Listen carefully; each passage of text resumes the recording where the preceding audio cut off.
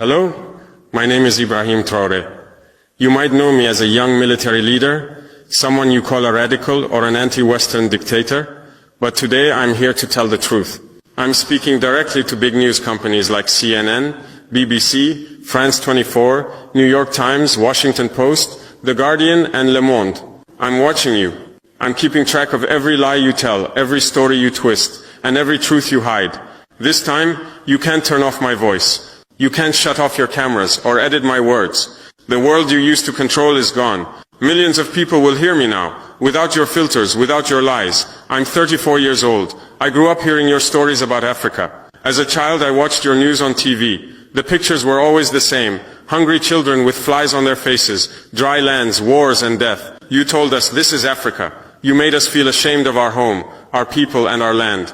We believed you because we were young and didn't know better. But as I grew older, I started to read, ask questions and learn. I realized the Africa you showed us wasn't real. It was a story you made up. You wrote a script for us, and it was full of lies. The false story of Africa. You, the big news companies, have shown Africa in a bad way for years. You make it look like Africans are not human, like we are wild people who can't take care of ourselves. You show us as poor, helpless and lost, waiting for you to save us. Every day your TV screens and newspapers talk about hunger, war, sickness, corruption, terror and chaos. These are the only words you use for Africa. You never talk about hope, success, growth, strength, honor, pride or victories. Why? Because those words don't fit the story you want to tell. Let me ask you, have you ever made Africa's successes your big headlines? Have you told the world about Rwanda's amazing technology growth? Have you shown Ethiopia's huge project to plant millions of trees? Have you praised Botswana for its strong democracy? Have you talked about Kenya's smart business ideas and young entrepreneurs? No, you haven't. Those stories don't fit your plan. In your story, Africa can't be successful. If Africa is doing well, how can you justify taking our resources? If we're not poor and weak, why would we need your help? If we're not backward, how can you look down on us? I want to ask the people who run your newsrooms, have you ever thought about why Africa, a land full of riches, has so many poor people? Let me give you some facts, real numbers that show the truth. Africa's wealth and poverty. Africa has so much wealth, but our people don't see it. Here are some examples. Cobalt. Africa has 70% of the world's cobalt. Cobalt is used in your cell phones, computers, and electric cars. Most of it comes from Congo, but the people in Congo can't afford phones or computers. Why? Platinum. Africa has 90% of the world's platinum. Platinum is used in car parts, electronics, and medical tools. It comes from South Africa, but South Africans struggle with unemployment and poverty. Gold. Africa produces 30% of the world's gold. Countries like Mali, Burkina Faso, Ghana, and Tanzania have huge gold mines, but our people live in poverty while gold flows out of our lands. Diamonds. Africa supplies 65% of the world's diamonds. Countries like Botswana, Angola, Congo, and Sierra Leone produce billions of dollars worth of diamonds. But miners in those countries earn just $1 a day. Uranium. Africa has 35% of the world's uranium, which powers nuclear plants. Niger, Namibia, and South Africa produce it. Your cities, like Paris, have electricity because of our uranium, but our villages stay dark. You ask, why is Africa poor? That's the wrong question. The real question is, how is Africa kept poor when it's so rich? The answer is simple. Colonialism never ended. It just changed its face. How colonialism continues. In the past, you came to Africa with armies and took our lands. Now you come with companies and contracts. You used to rule us with whips and guns. Now you control us with loans and deals. Let me give you examples with names, numbers and facts. Lancor. This is a Swiss company that mines cobalt in Congo. In 2022, they made $256 billion in revenue. But they paid Congo only $500 million in taxes. That's just 0.2% of their earnings. Is that fair? Rio Tinto. This British-Australian company mines bauxite in Guinea. They take out 20 million tons every year. What does Guinea get? Pollution and sickness. Total Energies. This French oil company works in Angola, Nigeria, and Congo. In 2022, they made $36 billion in profit. But they leave behind old, dirty pipelines and poor communities. Anglo American. This company started in South Africa but is now based in London. They take diamonds, platinum and iron. What's left in South Africa? Millions of unemployed miners. These are just a few examples. There's more you don't see. Secret deals, hidden bank accounts and tricks to avoid taxes. Every year, $88 billion leaves Africa illegally. That's money stolen from our people. You write about the $45 billion in aid that comes to Africa, but you don't talk about the wealth that leaves. Africa isn't receiving aid, it's giving aid to the world. The system that keeps Africa poor. There's a system that keeps Africa poor, and it works like this. Create corruption. You bribe our leaders. You give them secret bank accounts and promise them a fancy life. You send their children to your schools. In return, they sell our resources to you. Make unfair deals. You get long contracts. 50 years, even 99 years to take our resources. You ask for tax breaks and ignore rules about protecting the environment or workers' rights. Control infrastructure. You take over our ports, airports and railways, but only to move resources from mines to ships. You don't build roads for our villages or bring electricity to our schools. Provide security. You set up private security companies and arm them.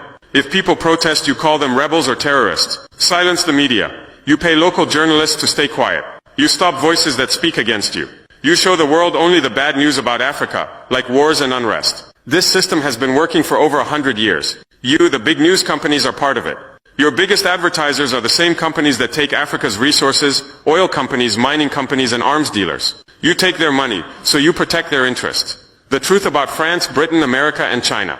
Let me tell you about the systems used by powerful countries to control Africa. France and the CFA France. 14 African countries still use a currency controlled by France called the CFA France. Half of these countries' money is kept in the French treasury. France charges us to use our own money. Every year $500 billion in resources flows from Africa to France. When France gives $10 billion in aid, you make it big news. But you don't talk about the $500 billion they take. Britain and money laundering. London is the world's center for hiding stolen money.